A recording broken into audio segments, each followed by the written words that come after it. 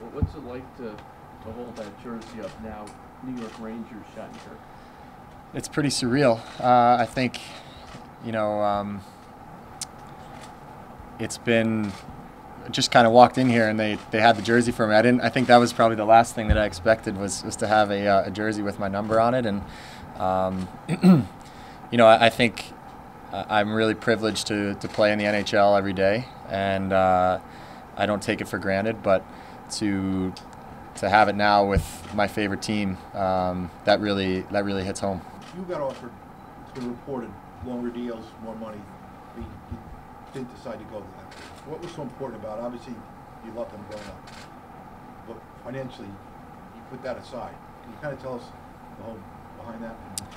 Well, I think, you know, when it came down to it, like you said, you know, there were a lot of other deals on the table, and you know, for me and for my future, for my family's future, you have to look at what's the best fit and what's the best opportunity.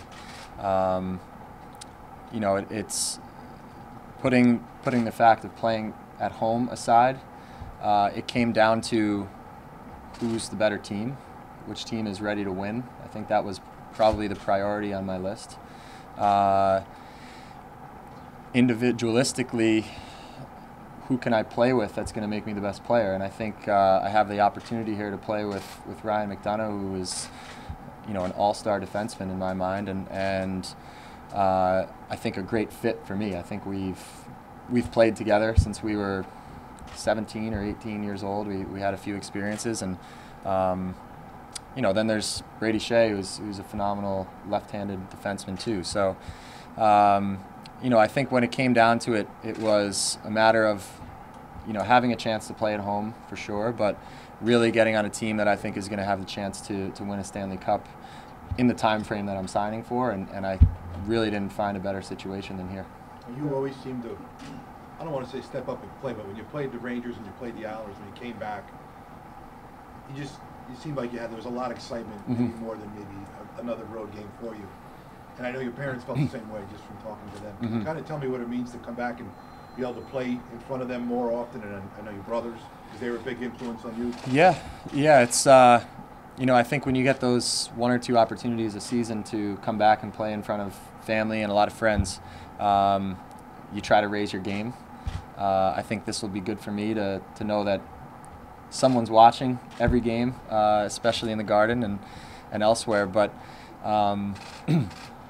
you know, I think that having that luxury and having, you know, that kind of constant pressure is good. I kind of welcome that, and you know, it's only going to make me grow as a player and learn to handle that adversity when things maybe aren't going so well, and that's going to happen. But you just have to roll with the punches, and I'm looking forward to you know, hopefully raising my game to be as consistent as possible, and something that, for everyone who knows me around here, that they're proud of.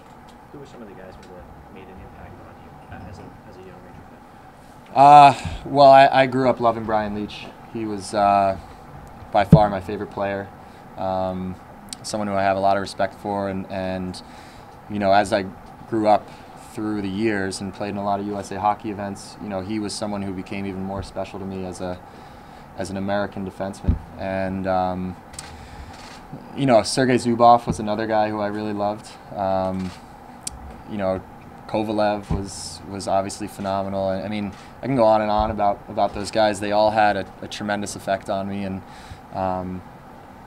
you know, Doug Lidster was actually, I played with his son, so I had him around, you know, constantly when I was a kid to just admire, and to see him be a hockey coach in the middle of his career was pretty cool.